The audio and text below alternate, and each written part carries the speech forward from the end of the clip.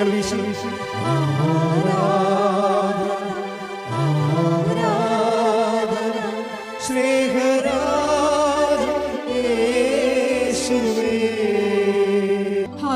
ഒരുമിച്ച് പാടുക.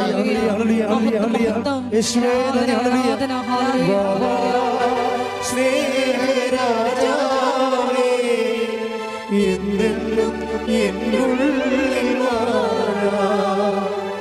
വാവാ സ്നേഹത്തിൽ പൂനിലാവേ എന്നുള്ളിൽ വാവാ സ്നേഹരാജാവേ എന്നെന്നും എന്നുള്ളിൽ വാവാ സ്നേഹത്തിൻ പൂനിലാവേ എന്നുള്ളിൽ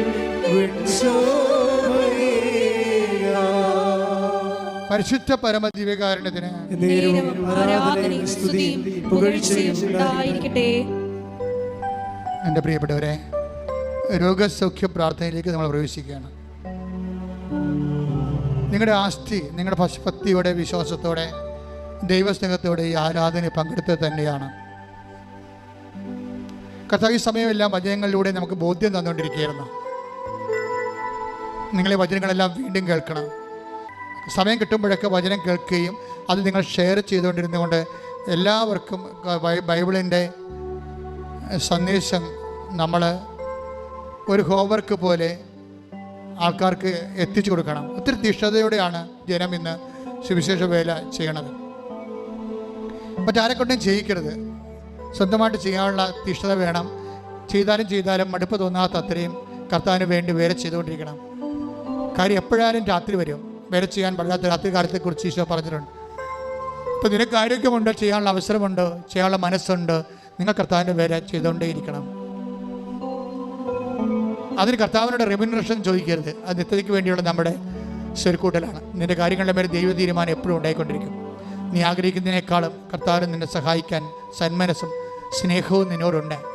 ആ സ്നേഹത്തെ നീ തിരിച്ചറിയണത് ഉടമ്പടി സത്യസന്ധമായി നീ നിറവേറ്റുന്ന നിമിഷങ്ങളിലാണ്. പ്രാർത്ഥിക്കുക. കർത്താവേ, ഉടമ്പടി അങ്ങയോടുള്ള സ്നേഹത്താൽ സത്യസന്ധമായി നിറവേറ്റുവാൻ ഉടമ്പടിയുടെ പ്രേക്ഷിത പ്രവർത്തനങ്ങൾ അതുപോലെ തന്നെ ഉപയോഗി പ്രവർത്തനങ്ങൾ ദൈവസ്നേഹത്തോടെ നിറവേറ്റുവാൻ എന്നെ ശക്തീകരിക്കണം. ഉടമ്പടിയുടെ ഉള്ളവരെ ജീവിത ക്ലേശങ്ങളിലെ നിലനിൽക്കുന്നവരെ മനസ്സിടിഞ്ഞു പോകുന്ന സാഹചര്യങ്ങളുള്ളവരെ അമ്മയെ പരിശുദ്ധ ദേവമാതാവേ, പ്രാർത്ഥനയുടെ ശക്തിയാൽ അന്ന് നവീകരിക്കണമേ, വിശ്വാസം നവീകരിക്കണമേ, ശക്തിപ്പെടുത്തണമേ. ദൈവസ്നേഹത്താൽ ആത്മവിശ്വാസവും ആത്മശക്തിയും തടയിക്കൊണ്ട് സുവിശേഷത്തിന്റെ പോരാട്ടം നടത്തുവാൻ അവരെ അനുഗ്രഹിക്കണമേ. ശ്രുതികടെ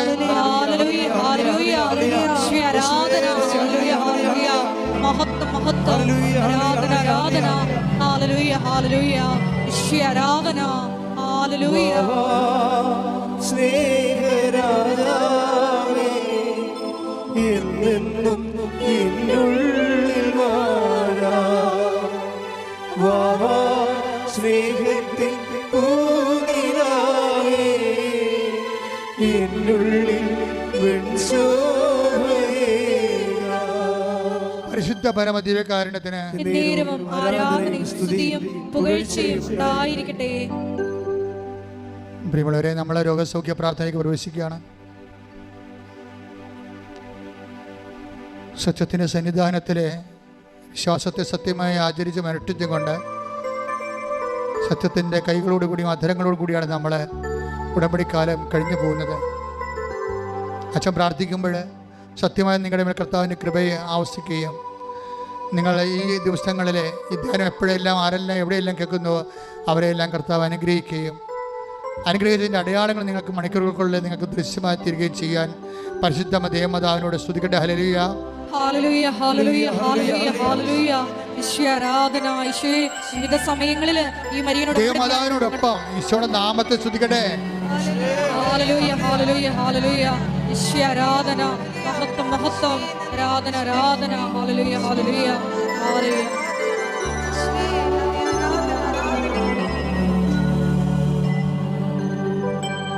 രോഗസൗഖ്യത്തിന് വേണ്ടി പ്രാർത്ഥിക്കുന്ന സമയമാണ്. ഉച്ച മുതൽ ഉള്ളങ്കാൽ വരെയുള്ള അസ്ഥികൾ, പേശികൾ, കോശങ്ങൾ, ആന്തരിക അവയവങ്ങൾ, ത്വക്കുകൾ എല്ലാം സമർപ്പിച്ച് പ്രാർത്ഥിക്കും. പഞ്ചേന്ദ്രിയങ്ങളെ സമർപ്പിച്ച് പ്രാർത്ഥിക്കും.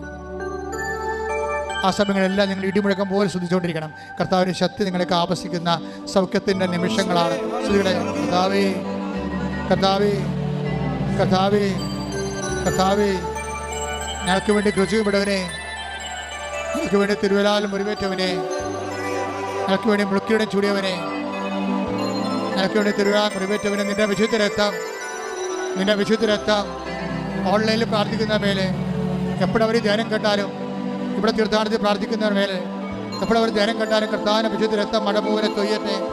മനുഷ്യർ സങ്കല്പിക്കാനോ വിശ്വസിക്കാനോ മനുഷ്യർ കൈകാര്യം ചെയ്യാനോ പറ്റാത്ത ജീവിത ദുർഘടങ്ങളിലെ ജീവിത ക്ലേശങ്ങൾ അകപ്പെട്ട് ജീവിക്കുന്നവര് അവരുടെ മേൽ കർത്താവിന്റെ രക്തം തളിക്കട്ടെ. യേശുവിന്റെ നാമം തളിക്കട്ടെ.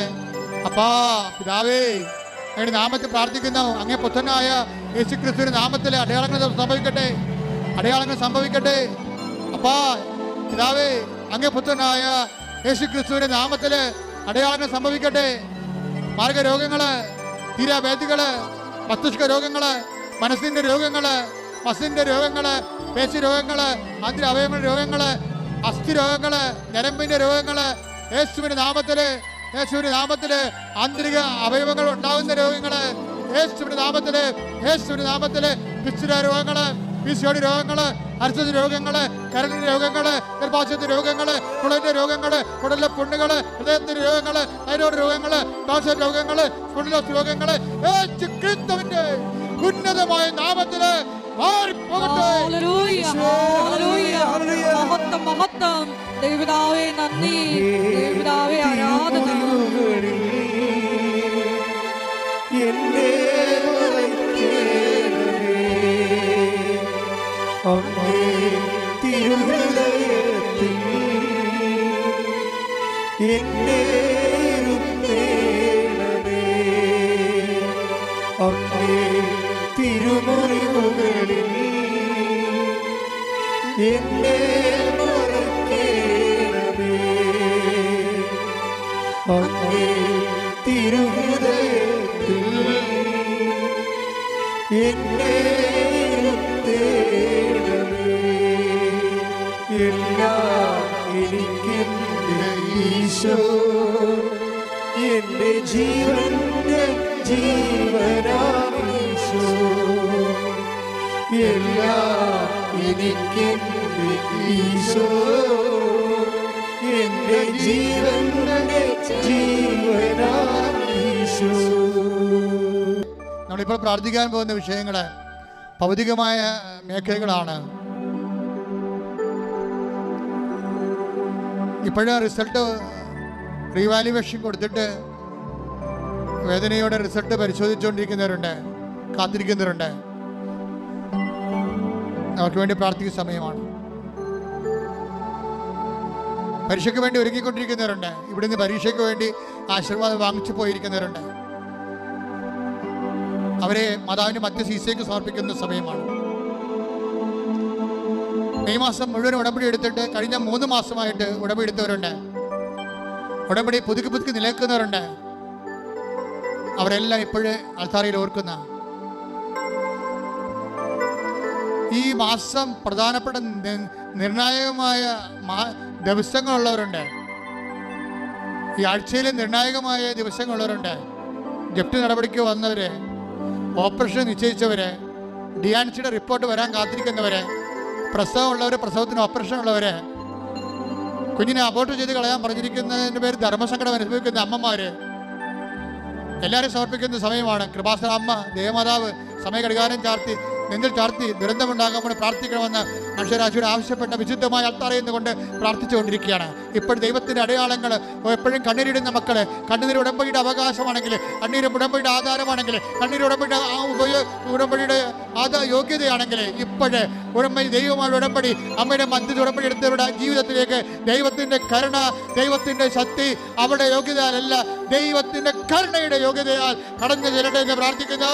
യേശുവിന്റെ നാമത്തിൽ ആർക്കെല്ലാം വേണ്ടിയാണ് ഇപ്പോൾ പ്രാർത്ഥിക്കുന്നവര്? വീടില്ലാത്തവര്, സ്ഥലമില്ലാത്തവര്, വീടില്ലാത്തവര്, വഴിയില്ലാത്തവര്, കർത്താവെ ജയിലിൽ കിടക്കുന്നവര്, കർത്താവ് കേസ് അകപ്പെട്ടിരിക്കുന്നവര്, കേസിന് നല്ല തീരുമാനം ഉണ്ടാകാൻ വേണ്ടി കാത്തിരിക്കുന്നവര്, വിദേശങ്ങളിൽ ജോലിക്ക് വേണ്ടി പോകാതിരിക്കുന്നവര്, നാട്ടിൽ ജോലി നഷ്ടപ്പെട്ടിരിക്കുന്നവര്, നാട്ടു ജോലിക്ക് വേണ്ടി ശ്രമിക്കുന്നവര്, എല്ലാവരും സംബന്ധിച്ച് പ്രാർത്ഥിക്കുന്നു. കുടുംബ സമാധാനം ഇല്ലാത്തവര്, ഭർത്താവിൻ്റെ ഭാര്യയുടെ അവിശ്വസ്ത കാരണം ജീവിതത്തിൽ വേദന അനുഭവിക്കുന്നവര്, മക്കൾ ഇല്ലാത്തവര്, മക്കൾ കുരുത്തക്കേടായിട്ട് ജീവിക്കുന്നവര്, അന്യബന്ധങ്ങളെ പോയിട്ട് കുടുംബത്തിന് അപമാനം ഉണ്ടാക്കുന്നവര്, എല്ലാവരും ഇടിമുഴക്കം പോലെ ശ്രദ്ധിക്കട്ടെ.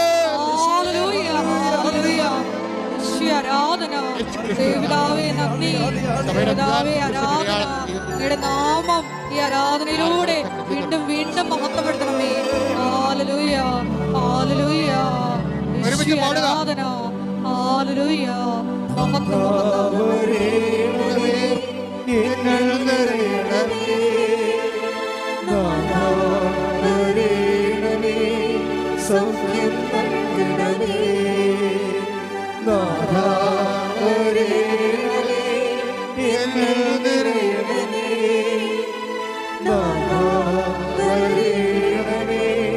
സൗഖ്യം നൽകണമേ.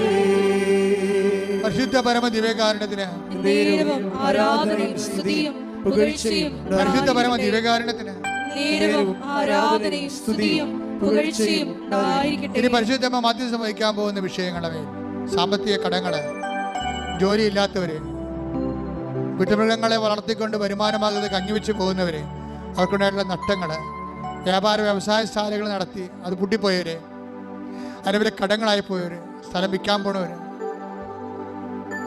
ജീവിക്കാൻ വേണ്ടി ഒരു സ്ഥലം വാങ്ങാൻ പോകുന്നവര്, വിസയുടെ ടെസ്റ്റിനൊക്കെ പോകാൻ പോകുന്നവർ, ഇന്റർവ്യൂവിന് പോകാൻ പോകുന്നവർ, നാട്ടിലേക്ക് തിരിച്ചു പോരാൻ വരുന്നവർ, ലീവ് കഴിഞ്ഞിട്ട് തിരിച്ചു പോകാൻ പോകുന്നവർ, അവിടെ യാത്ര സമാധാനവും സുരക്ഷിതമായിരിക്കാൻ, മക്കളില്ലാത്തവര്, കുടുംബത്തിലെല്ലാത്തിനും ഒരു തരത്തിൽ സമാധാനം ഇല്ലാതെ വിഷമിക്കുന്നവര്, കുഞ്ഞുങ്ങളെക്കുറിച്ച് വേവലാതി കൊള്ളുന്നവര്, മാർത്താമസിക്കാൻ നിവൃത്തിയില്ല, മാർത്താമസിക്കാൻ ഇടമില്ലാതെ വിഷമിക്കുന്നവര്, നേരത്തെ സ്നേഹിച്ചിരുന്നവർ കുടുംബത്തിലുള്ളവർ പോലും തന്നെ വെറുത്തിട്ട് ഒറ്റപ്പെട്ടു പോയ അവസ്ഥകൾ, നമ്മുടെ മരണം പോലും ആഗ്രഹിക്കുന്ന ശത്രുക്കൾ, അങ്ങനെ വ്യത്യസ്തങ്ങളായ മേഖലകളിൽ ഞെരുങ്ങുന്നവർ, വേദനപ്പെടുന്നവർ, സ്വന്തം ശരീരത്തിൻ്റെ രോഗങ്ങളും വേദന കൊണ്ട് ഉറക്കമില്ലാത്തവർ, മാസങ്ങളായിട്ട് ഉറക്കമില്ലാത്തവർ, ഉറങ്ങാൻ പറ്റാത്തവർ, എല്ലാവരും സഹോദരന്മാർ ഇടിമുഴക്കം പോലെ ശ്രദ്ധിക്കട്ടെ. അവിടെ കർത്താവിൻ്റെ വിശുദ്ധമായ രക്തം പതിക്കട്ടെ, അവിടെ കർത്താവിന് വിശുദ്ധം പതിക്കട്ടെ, അല്ലെ കർത്താവിന് വിശുദ്ധം രക്തം പതിക്കട്ടെ. യേശു ക്രിസ്തുവിന്റെ ഉന്നതമായ നാമത്തിലെ മാരക രോഗങ്ങൾ മാറിപ്പോകട്ടെ, തീരാവേദനകൾ തീർന്നു പോകട്ടെ. യേശു നാമത്തിൽ ശ്രദ്ധിക്കട്ടെ. മഹത്വം, മഹത്വം, ആരാധന, ആരാധന. ദൈവമേ നന്ദി, ദൈവമേ മഹത്വം, ദൈവമേ ആരാധന. സൗഖ്യം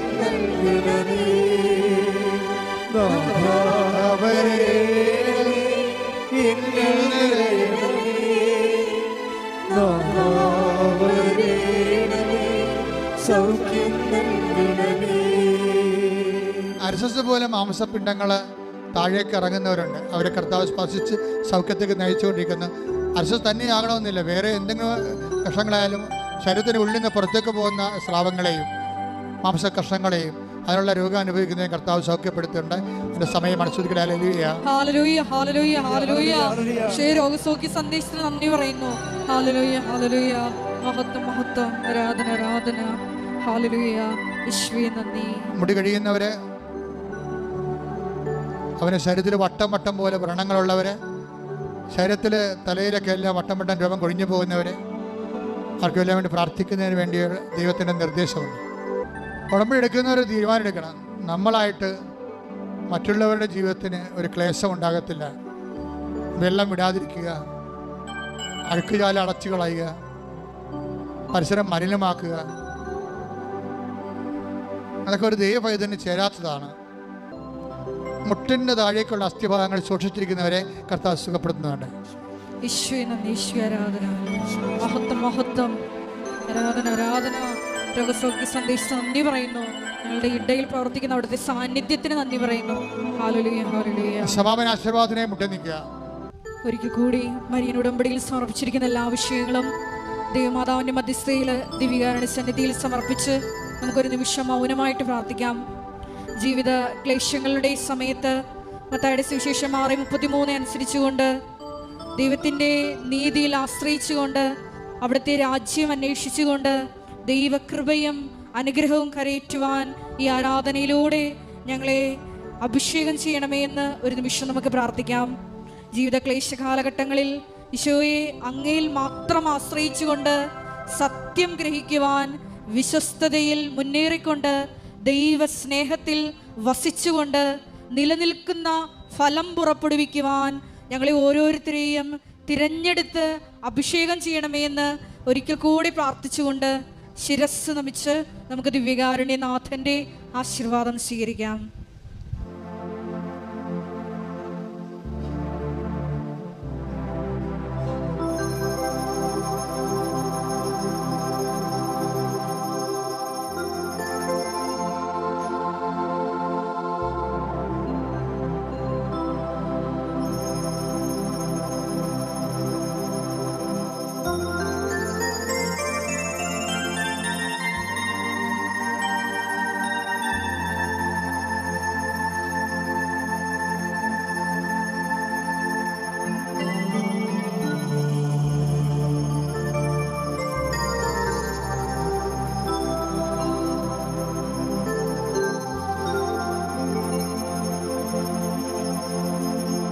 പരിശുദ്ധ പരമമാ ദിവ്യകാരുണ്യമേ,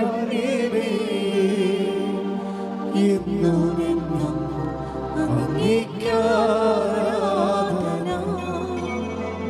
പരിശുദ്ധ പരമമാ ദിവ്യകാരുണ്യമേ,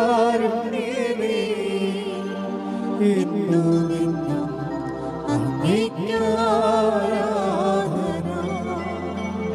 പരിശുദ്ധ പരമമാ ദിവ്യകാരുണ്യമേ, എന്നുമെന്നും അങ്ങേക്കാരാധന. ആവേ ആവേ ആവേ മരിയ, ആവേ ആവേ ആവേ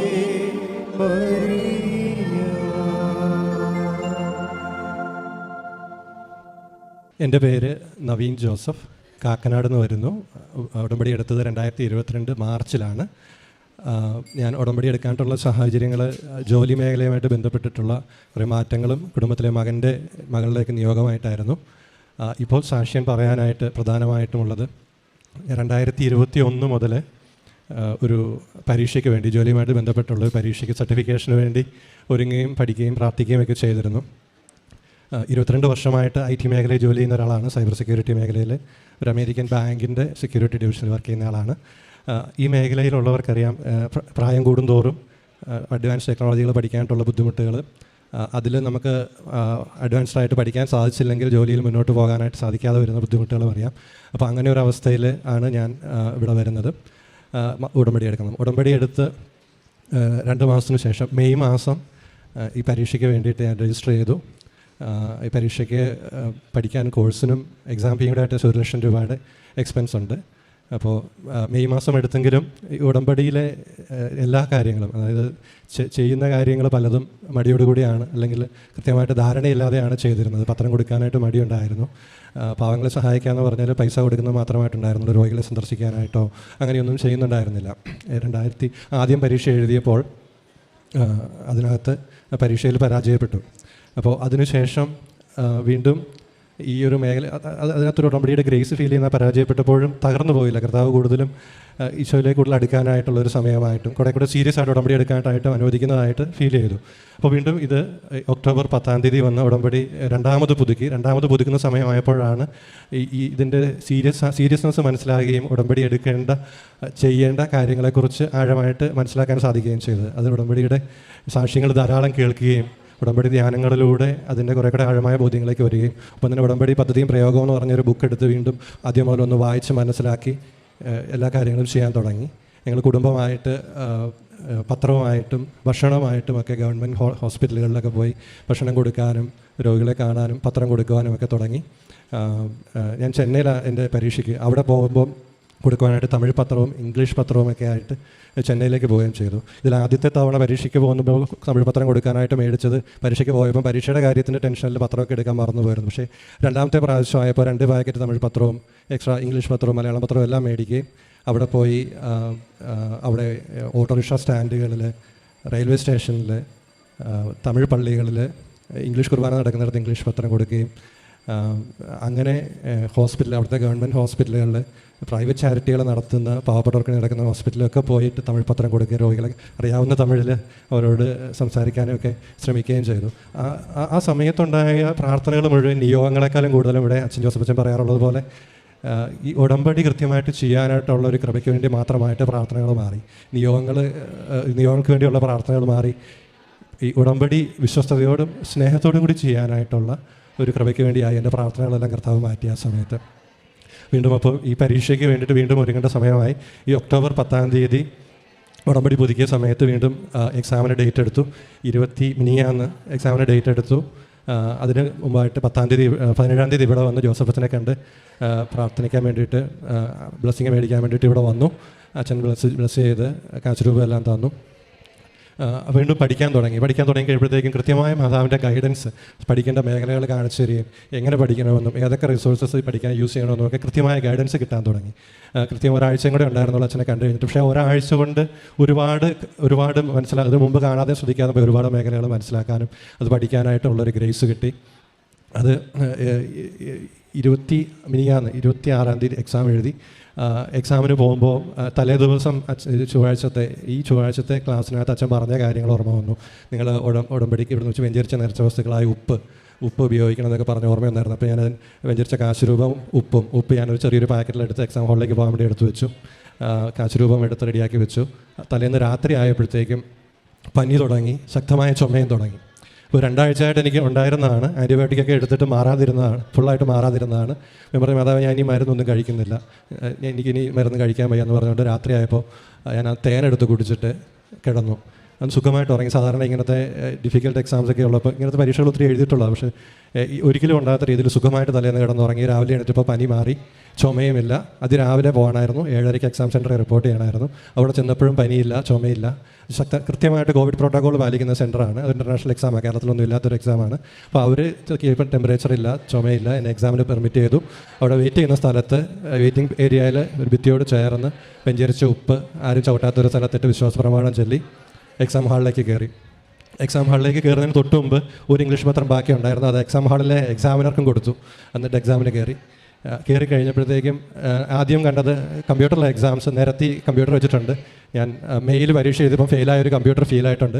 ഒരു കമ്പ്യൂട്ടറുണ്ട്, വേറൊരു കമ്പ്യൂട്ടറുണ്ട്. ഞാൻ കയറിയപ്പോഴേ പറഞ്ഞു, മാതാവ് എനിക്ക് ആ പരാജയപ്പെട്ട കസേര ഇരിക്കണ്ട, എനിക്ക് മറ്റേ കമ്പ്യൂട്ടർ തരണമെന്ന് പറഞ്ഞു. നമ്മളല്ല തീരുമാനിക്കുന്നത്. പക്ഷേ എക്സാമിനർ എന്നെ മറ്റേ കമ്പ്യൂട്ടറിലേക്ക് കൊണ്ടുപോയി ഇരുന്ന് കഴിഞ്ഞപ്പോഴാണ് മനസ്സിലായത് ഞാൻ ഉപ്പിട്ട് അതിനോട് ചേർന്നുള്ള കമ്പ്യൂട്ടറായിരുന്നു. അതിൻ്റെ അതർ സൈഡിൽ, ആ ഭിത്തിയുടെ അതർ സൈഡിലാണ് ഉപ്പിട്ടത്. പക്ഷേ അതിനോട് ചേർന്നുകൊണ്ട് എന്നെ ഇരുത്തി അവിടെ നിന്ന് പരീക്ഷ എഴുതി. 150 ക്വസ്റ്റ്യൻസ് ഉള്ള 4 മണിക്കൂർ നീണ്ടു നിൽക്കുന്ന എക്സാമാണ്. അത് ഭയങ്കര ഡിഫിക്കൽട്ടായിട്ടുള്ള എക്സാമാണ്. ആ ക്വസ്റ്റ്യൻസിൻ്റെ പ്രത്യേകത എന്ന് പറഞ്ഞു കഴിഞ്ഞാൽ ക്വസ്റ്റ്യൻസിന് 4 ആൻസേഴ്സോ 5 ആൻസേഴ്സോ ഉള്ളതിൽ 3-4 എണ്ണം കറക്റ്റ് ആൻസർ തന്നെയായിരിക്കും. പക്ഷേ അതിലെ ബെസ്റ്റ് ആൻസർ ചൂസ് ചെയ്യണം. അപ്പോൾ നമുക്ക് ഭയങ്കരമായിട്ട് ഒരു കോംപ്രിഹെൻസീവ് ഇതുണ്ടാകണം, സിറ്റുവേഷൻ അറിയണം, സിനാരിയോസ് മനസ്സിലാകണം. എന്നാലും ഉള്ളൂ കൃത്യം അതിനകത്തെ ബെസ്റ്റ് ആൻസർ ചൂസ് ചെയ്യാൻ പറ്റുള്ളൂ. അവിടെ അമ്മയുടെ കൃത്യമായ ഗൈഡൻസ് പല ഡിഫിക്കൽട്ട് ക്വസ്റ്റ്യൻസിൻ്റെ സമയത്ത് എക്സ്പീരിയൻസ് ചെയ്യും. അത് എടുത്തു പറയാനുള്ള കാര്യം, ചില ക്വസ്റ്റ്യൻസിന് ഞാൻ ശരിയാണ്, ബെസ്റ്റ് ആൻസർ ആണെന്ന് വിചാരിച്ച് ഞാൻ സെലക്ട് ചെയ്യുമ്പോൾ അതിൽ സെലക്ഷൻ വീഴത്തില്ല. മൗസ് ക്ലിക്ക് ചെയ്യുമ്പോൾ അതിൽ സെലക്ഷൻ വീഴത്തില്ല. ചിലതിൽ സെലക്ഷൻ വീണിട്ട് ഞാൻ നെക്സ്റ്റ് ക്വസ്റ്റ്യനിലേക്ക് പോകുമ്പോൾ നെക്സ്റ്റ് പോകത്തില്ല. അപ്പോൾ എനിക്ക് മനസ്സിലാവും മാതാവ് ശക്തമായിട്ട് അത് ഇടപെടുന്നുണ്ട്, അതല്ല ആൻസർ എന്ന് പറഞ്ഞ് അടുത്ത ക്വസ്റ്റ്യനിലേക്ക് വെച്ചിട്ട് നെക്സ്റ്റ് ചെയ്യുമ്പോൾ അത് നെക്സ്റ്റ് ക്വസ്റ്റ്യനിലേക്ക് ഈസി ആയിട്ട് പോകും. ത്രൂ ഔട്ട് ദ എക്സാം മാതാവ് കൂടെ നിൽക്കുന്നത് ശക്തമായി എക്സ്പീരിയൻസ് ചെയ്തു. ആ എക്സാം ആദ്യ തവണ എഴുതിയപ്പോൾ മുഴുവൻ സമയം എടുത്ത് കംപ്ലീറ്റ് ചെയ്തത് മിനിങ്ങാന്ന് എഴുതിയപ്പോഴത്തേക്കും 20 മിനിറ്റ് മുമ്പേ മുഴുവൻ 150 ക്വസ്റ്റ്യൻസും ആൻസർ ചെയ്ത് ഒട്ടും ടെൻഷൻ ഇല്ലാതെ എക്സാം കംപ്ലീറ്റ് ചെയ്യാൻ സാധിച്ചു. അതിൻ്റെ ഇടയ്ക്കൊന്ന് റിലാക്സ് ചെയ്യാനായിട്ടോ അല്ലെങ്കിൽ നമുക്ക് ബ്രേക്ക് എടുക്കാനായിട്ടോ ഒന്നും അവസരമില്ല. പക്ഷേ എനിക്കിടയ്ക്ക് അഗൈൻ അനദർ മിറാക്കിൾ എന്ന് പറയുന്നത് പോലെ എക്സാമിൻ്റെ ഇടയ്ക്ക് കറണ്ട് പോയി. നോർമലി അങ്ങനെ സംഭവിക്കാത്തതാണ് അങ്ങനത്തെ എക്സാം സെൻറ്ററിൽ. അപ്പോൾ ആ ഒരു 5-8 മിനിറ്റ് ഗ്യാപ്പ് കിട്ടിയതിലൂടെ ഒരു ജപമാല എക്സാം ഹാളിൽ ഇരുന്ന് ചെല്ലാൻ പറ്റി. അപ്പോൾ ഒട്ടും ടെൻഷൻ ഇല്ലാതെ പരിശുദ്ധ അമ്മയുടെ സാന്നിധ്യത്തിൽ ആ എക്സാം മുഴുവൻ കംപ്ലീറ്റ് ചെയ്തു. പുറത്തിറങ്ങി കഴിഞ്ഞാൽ ഞങ്ങൾക്ക് റിസൾട്ട് കിട്ടുന്നു. പുറത്തിറങ്ങിയാൽ ഉടനെ റിസൾട്ട് കിട്ടും. കിട്ടിയപ്പോഴത്തേക്കും വിജയകരമായ ഒരു അറ്റംപ്റ്റ് ആയിരുന്നു. കൺഗ്രാജുലേഷൻസ് പറഞ്ഞുള്ള ലെറ്റർ കിട്ടി.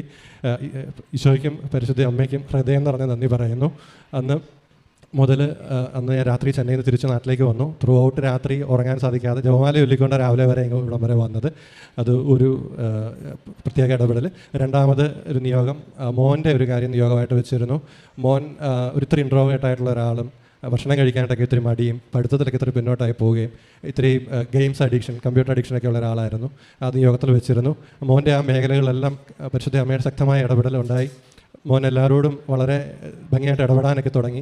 ഇത് കണ്ട് മറ്റുള്ളവർ സാക്ഷ്യം പറയാൻ തുടങ്ങി. പഴയ ആളല്ലോടാ, നീ മാറിപ്പോയല്ലോടാ എന്ന് പറയുന്ന രീതിയിൽ വന്നു. അവൻ തന്നെ ഇപ്പം ഇൻട്രസ്റ്റ് എടുത്ത് പിയാനോ വായിക്കാൻ പഠിക്കാനും അങ്ങനത്തെ ആക്ടിവിറ്റീസിലേക്ക് കുറേ ഇൻട്രസ്റ്റഡ് ആയി. പഠിക്കാൻ നല്ല ഇൻട്രസ്റ്റ് ആയി. ഫുൾ മാർക്കൊക്കെയോടുകൂടി ആൾ പല എക്സാംസിനും പുറകിലായിരുന്നതിനൊക്കെ നല്ലപോലെ മാർക്ക് കിട്ടാനായിട്ടും തുടങ്ങി.